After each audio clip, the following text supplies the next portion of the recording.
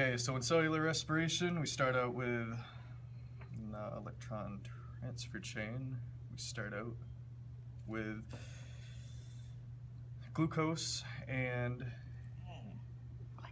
glycolysis. But that glycolysis, which turns the glucose into pyruvic acid, which comes from right here, and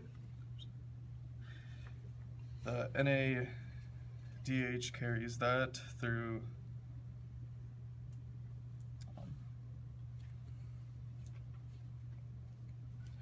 the NADH, and that goes, its electrons, they pass through. The H like splits from the NADH, it becomes NAD+, and we get energy from that. And it passes through again with It also needs circulation.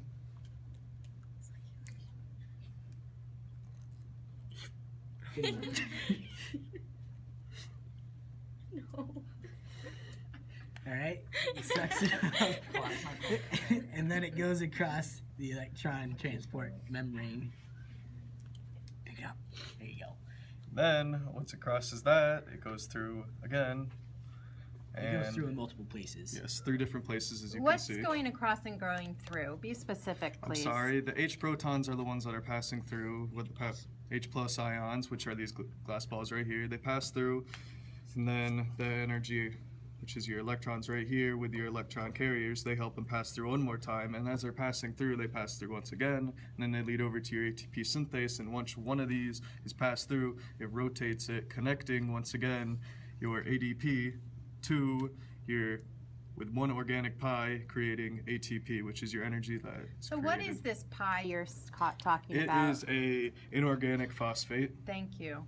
I don't know what you can. And so which side is, so you haven't talked at all about the gradient. So can you tell me about which, you keep talking about things passing back and forth. So as you see, the intermembrane space is the concentration gradient in cellular respiration, where the matrix is not, as you can see. The matrix has a lower concentration gradient than the intermembrane space. And once there's a higher one over here, it shoots one back through chemiosmosis using H+ ions.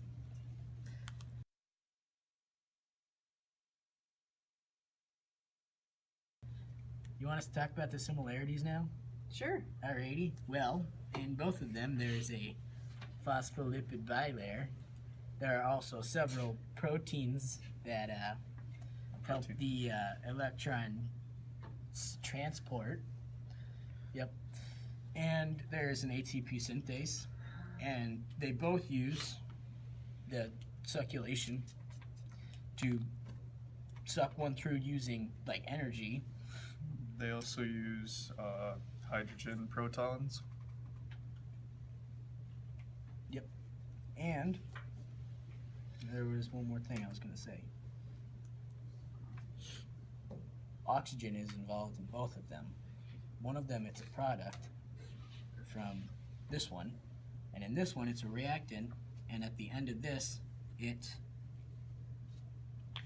turns back into water.